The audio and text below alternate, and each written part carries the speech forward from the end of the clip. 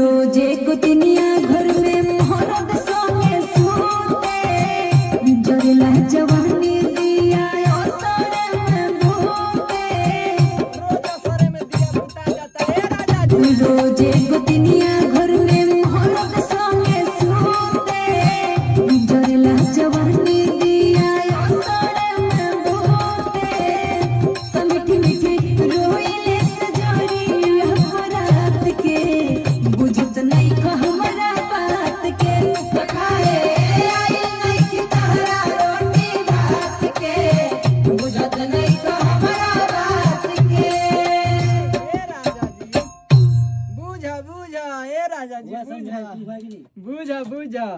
Hello नमस्ते प्रणाम आप सबके। और हम बानी दीपक दिलकश मंत्रा स्टूडियो पटना से, और हमारे साथ बहुत ही प्यारी सिंगर बिंदुश्री जी और एगो भाई आई बड़े। आज हम यहाँ गाना गावे, इनका नाम नरेश यादव है। और कहनिए कि तुम आज वीडियो में तनी तार चेहरा हाईलाइट कर दिया। थैंक यू सर।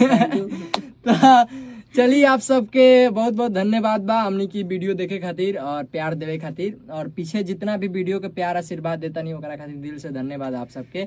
और आप सबसे निवेदन बा कि आप सब हमनी के पेज के फॉलो करी और शेयर करी, बहुत जरूरी बा। और प्रोग्राम खातिर रउआ सब हमनी से संपर्क करी। अब सब जगह पे प्रोग्राम हमनी के अवेलेबल हुई अब, और हमनी के प्रोग्राम को बहुत बढ़िया तैयारी होता है एकदम।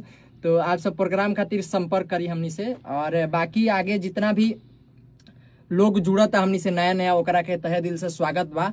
जितना भी लोग हमनी के फ्लोर्स में जुड़ा था वो परिवार के हमनी के तरफ से दिल से धन्यवाद बा। और आगे भी शेयर करी कि और लोग जुड़े, हर एक घर में जाई जा हमनी के, और अपन प्यार आशीर्वाद दी जा आप सब। तो चलिए फिर मिला था दोसर वीडियो में, तब तक के लिए नमस्ते।